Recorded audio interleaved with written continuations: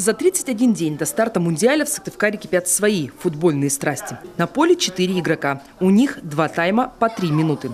Правила все те же – закатить мяч в ворота соперника. Правда, футболисты необычные – роботы. И с их помощью забить гол непросто. А потому почти во всех матчах счет был минимальным – в 1 очко. У детей это очень эмоционально. Вы можете сейчас увидеть второй турнир у команд. Они очень эмоционируют, особенно когда забивают голы.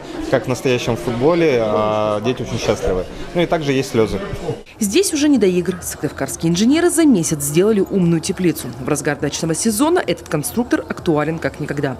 Автоматический полив и мобильная крыша. Не успели, правда, смонтировать свет. Но хоть сегодня сажай сюда огурцы, перцы и томаты. Начинающие робототехники уверены, их проект может пригодиться и нашим аграриям.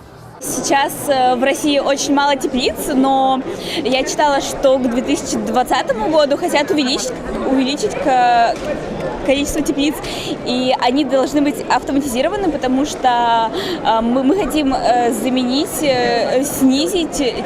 человеческий труд. Это приведет к повышению качества продуктов и экономии.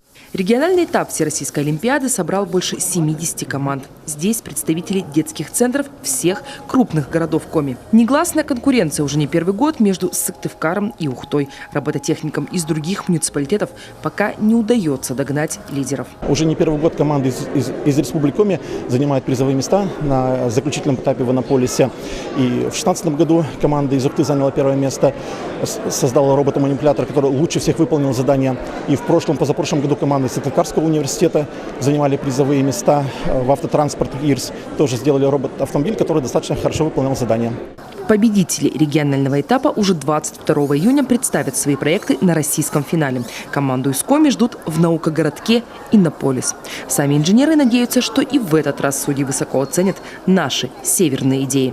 Виктория Палкина, Олег Костромин, телеканал Юрган, Сыктывкар.